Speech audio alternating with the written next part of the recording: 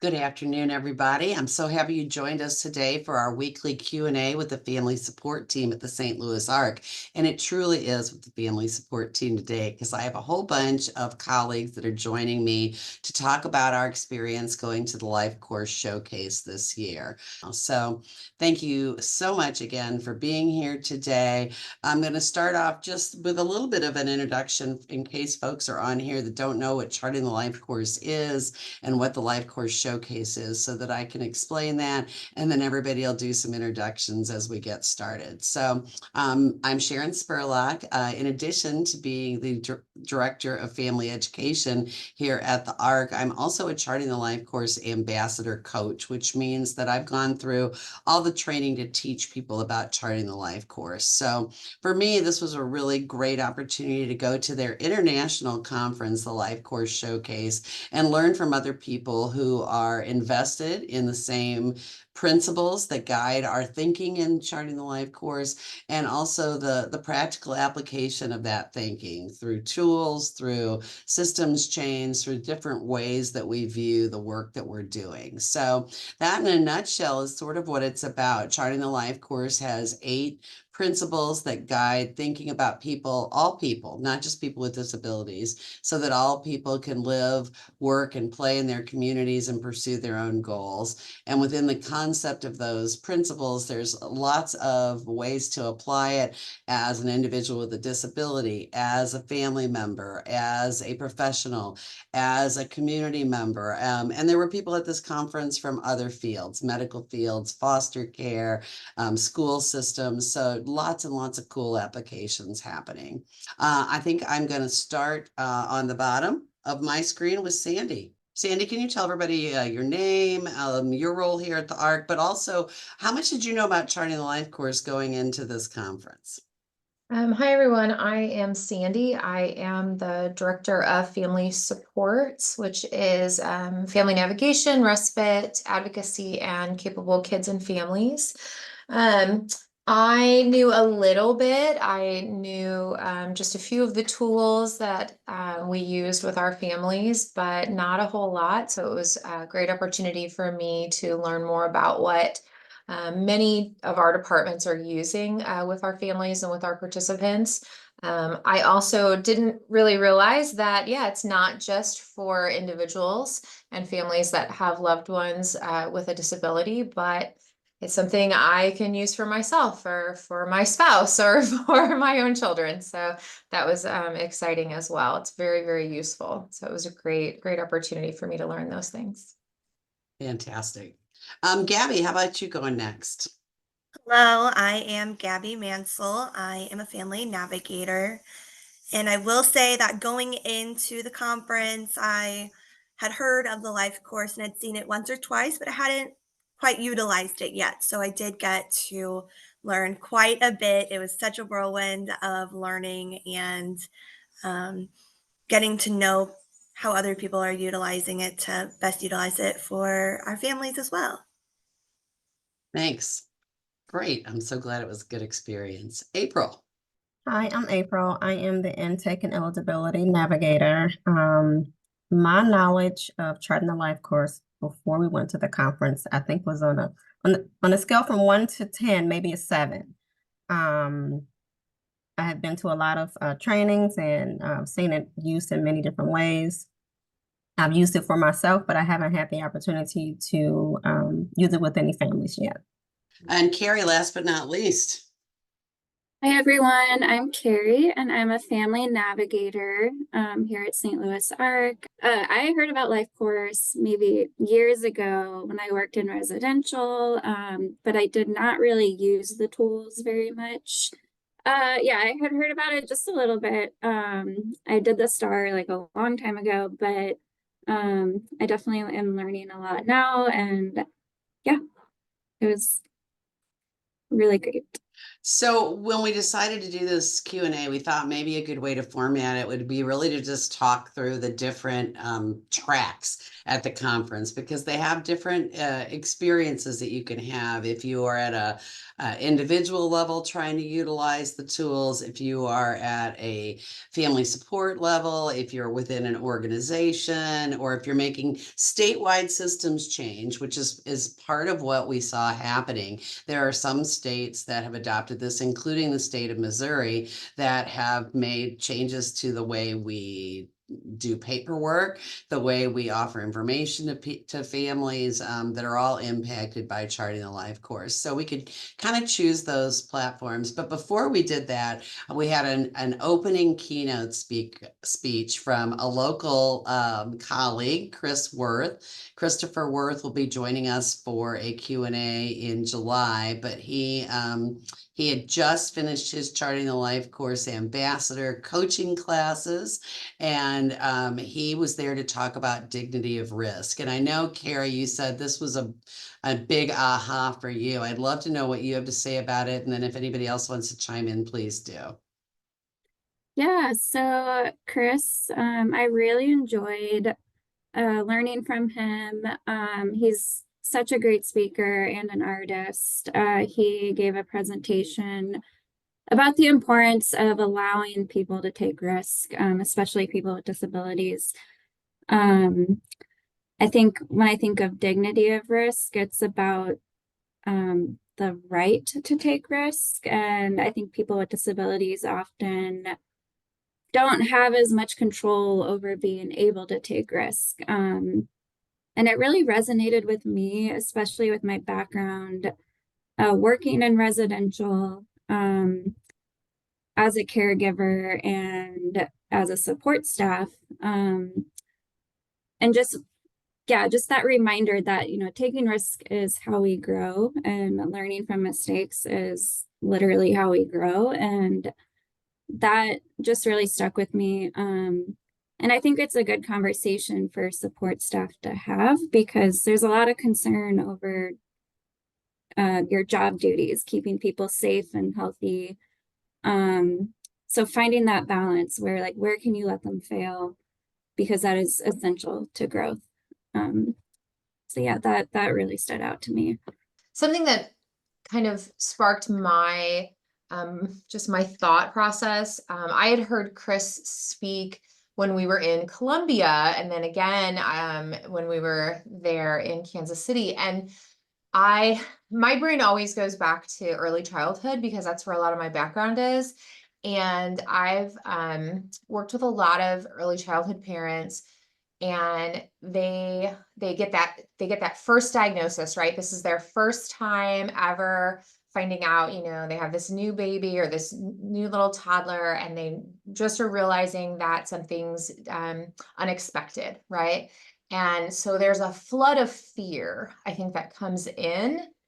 And we know how important early intervention services are for that trajectory, right, of their life, which we'll probably mention that word a little bit later. And because of that fear, they don't want their loved one, their child, to take any risks. Sometimes, not all, but a lot of times.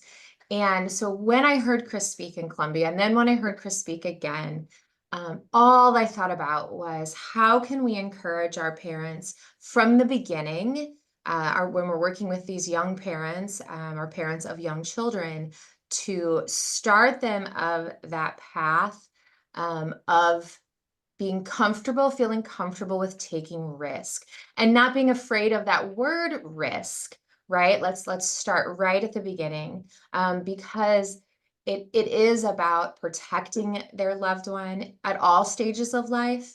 But I think it's just such a great opportunity and a responsibility that we have coming into their lives at this maybe first time, this first point in their life, when they're first getting this diagnosis, maybe, to really have that intentional conversation with them about how important it is to let your child run around on the playground.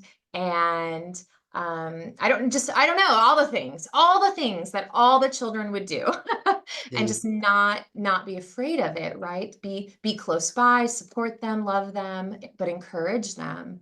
Again, that's that's where my brain goes, is again that early childhood piece. But we should think about it for their whole life, of course. I would like to piggyback off of Carrie and Sandy. My favorite part of the conference was Chris Worth's presentation in regards to taking risks, because it's personal to me right now in my life, and I'm also a mother of an 8-year-old autism. And a lot of times we do want to put the guardrails up so that he, to catch him before he falls, but to understand that there are benefits to falling. There's learning opportunities and being able to build confidence in him, proving to himself that he can do, like he can accomplish things, even though when he tries it, it can be hard. Like when he's on the playground and I have to let him play in the way that he knows how to play. And sometimes I want to fix things when kids may not understand, like his communication style or how he plays, allowing him to make his own mistakes. And it opens up an opportunity for him to make genuine friends and have new experiences. Yeah.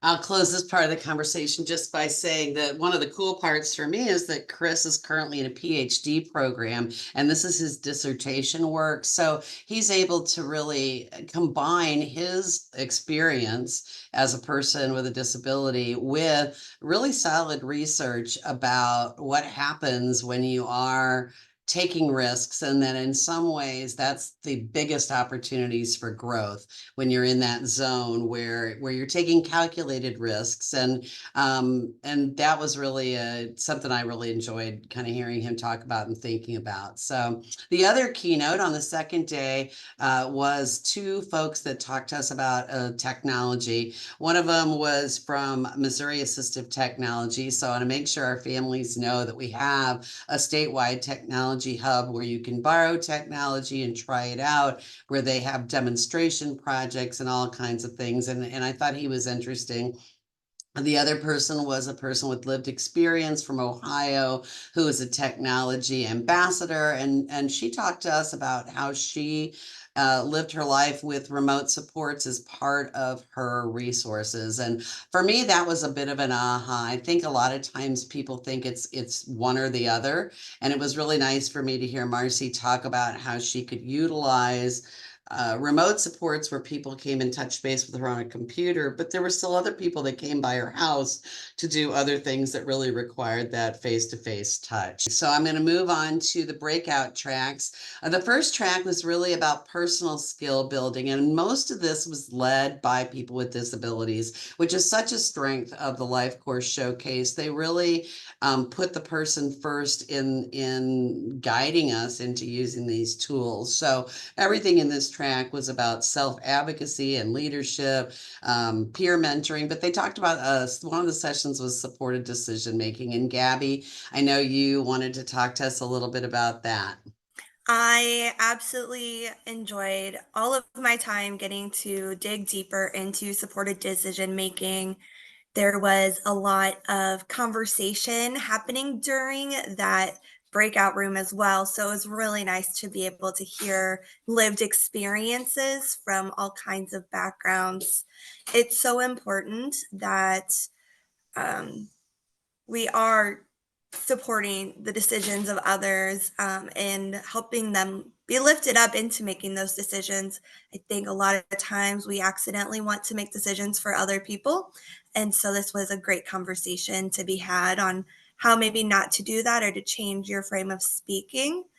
And we were able to jump into a couple other ideas on how to get involved in your loved one's life and not having to go maybe stretch as far as obtaining a guardianship and the challenges that we can see with that and how high of a guardianship rate that Missouri has right now.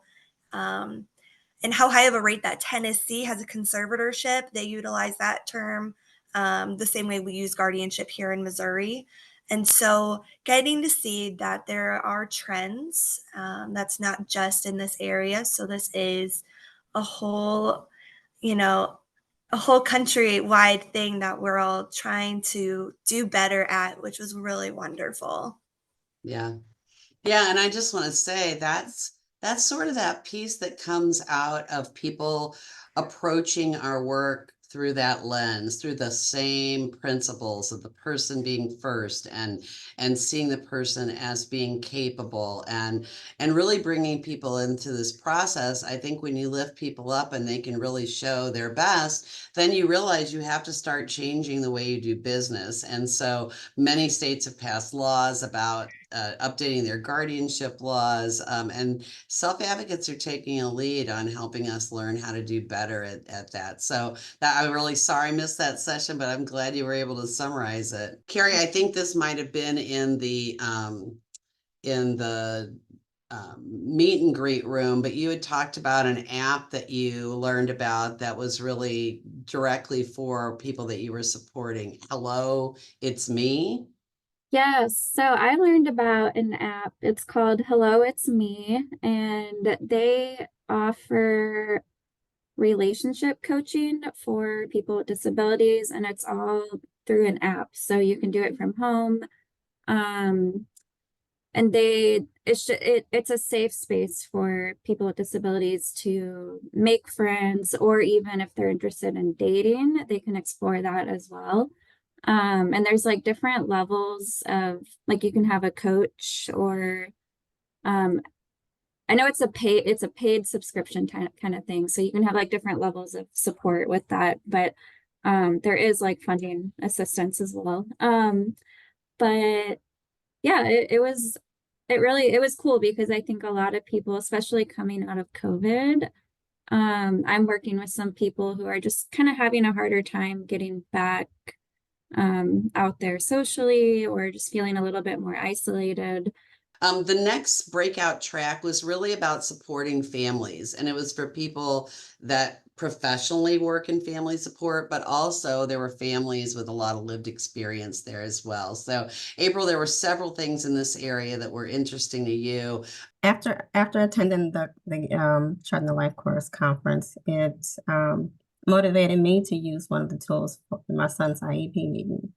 I use the Life Course trajectory tool, and I asked him what he wanted third grade to look like and what didn't he want third grade to look like, and shared that with his team.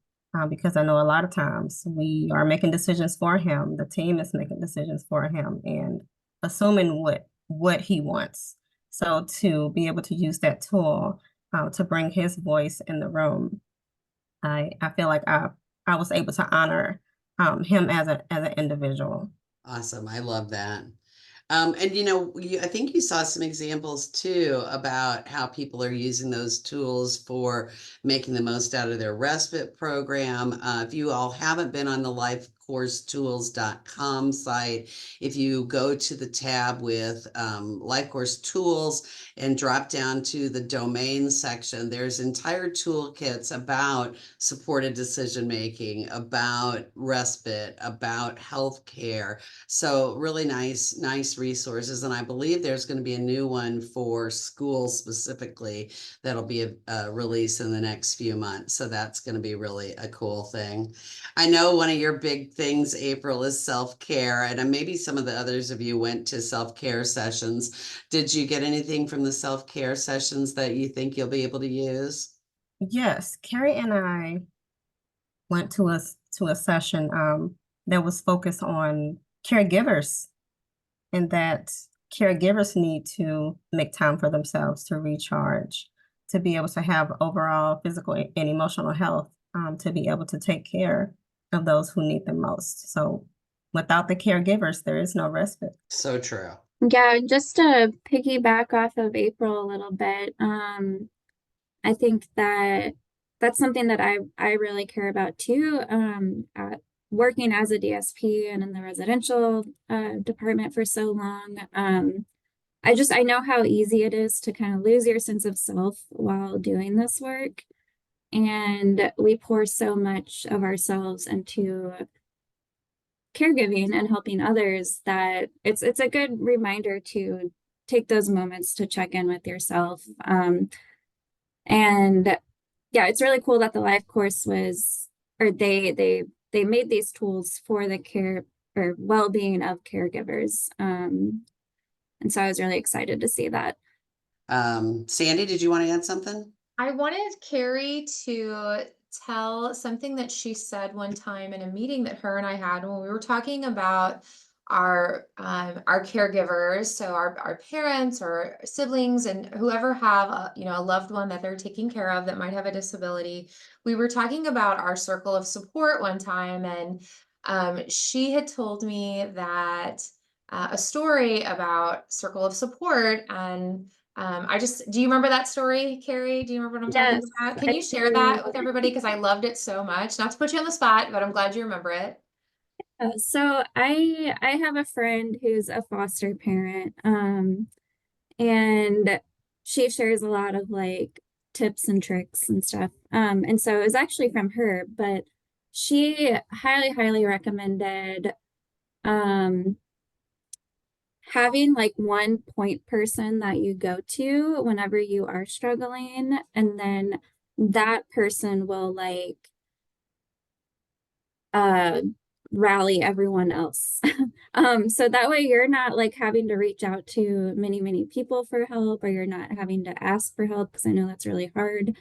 But if you have one trusted person that can do that on your behalf, that can be really huge.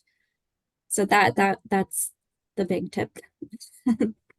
Yeah, I just loved it so much because I think that there is a lot of truth to people feeling like they're a burden to others.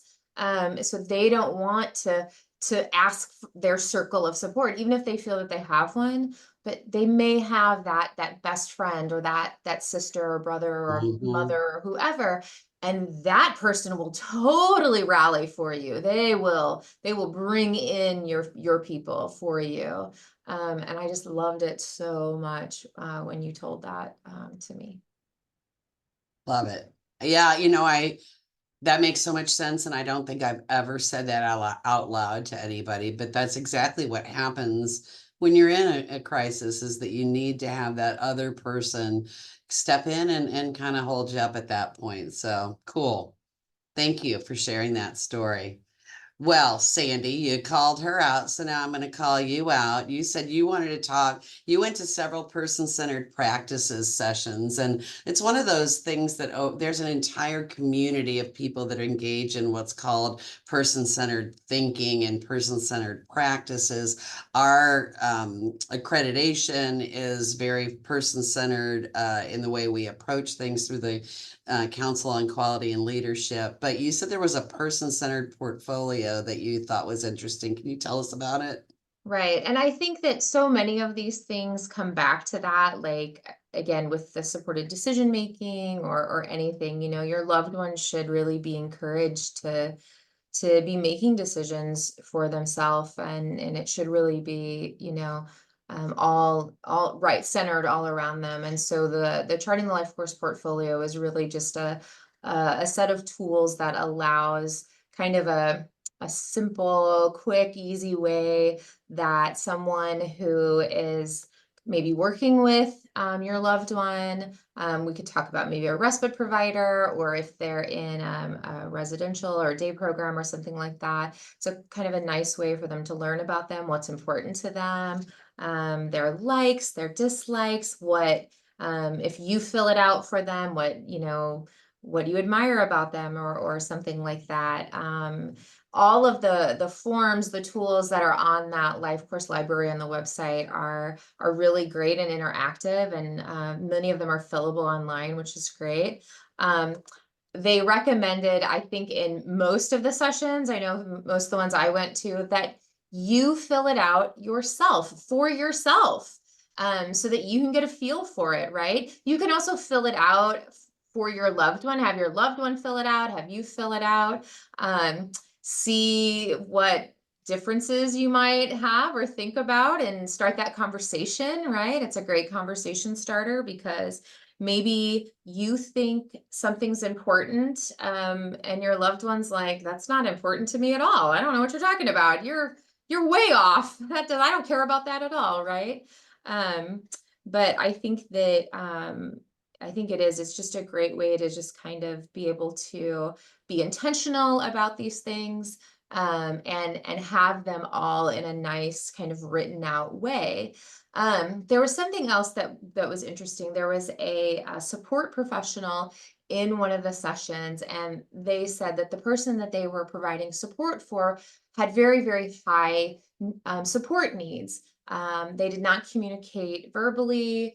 They said, well, how would this person fill this out? You know, how would I fill this out for this person, or whatever? And the person presenting said, let's really think about that. Let's be creative. Let's think about the people that know this person very, very well, that interact with this person daily.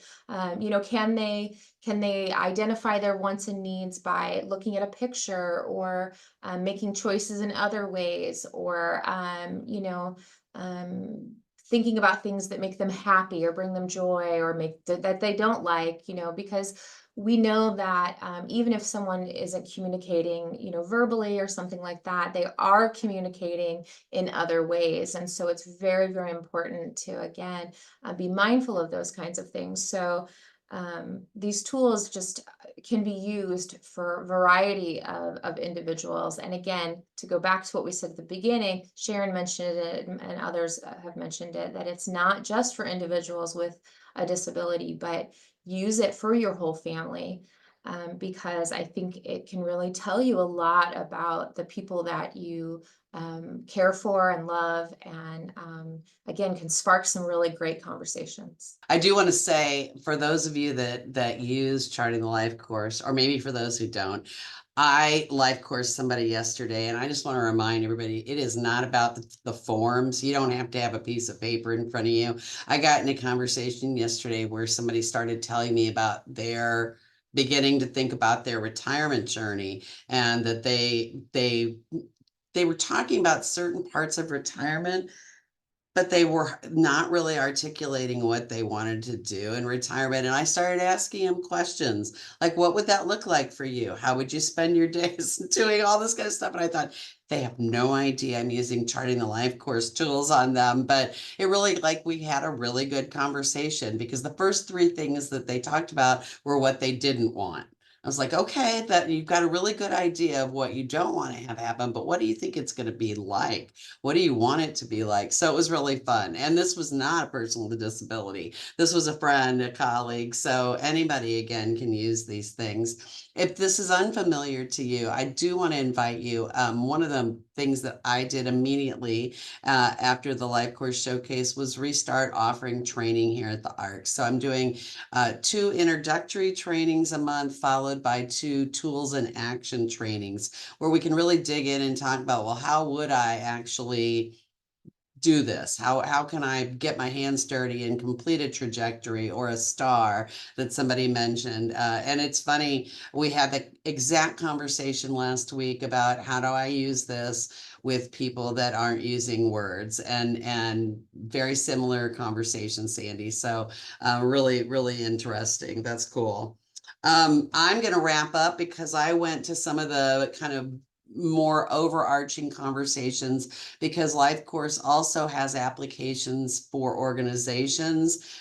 We have meeting templates here that are set up using what do we want a good meeting and a bad meeting to look like. Our long-term planning is set up using a lot of the integrated supports through the Life Course, and some of the other tools that are components of it. So organizationally, you can use Life Course, and I went to several of those sessions. And the one I really want to talk about, I think sometimes this seems like really boring for families, but I want to give you a really specific example of why I think it's important. I went to a presentation by the Arkansas Family Network, and actually it's called Arkansas Resource Network. Anyway, they really have done a deep dive into Charting the Life course. They adopted it as an organization, and then really stepped back and did some strategic planning around what does that mean.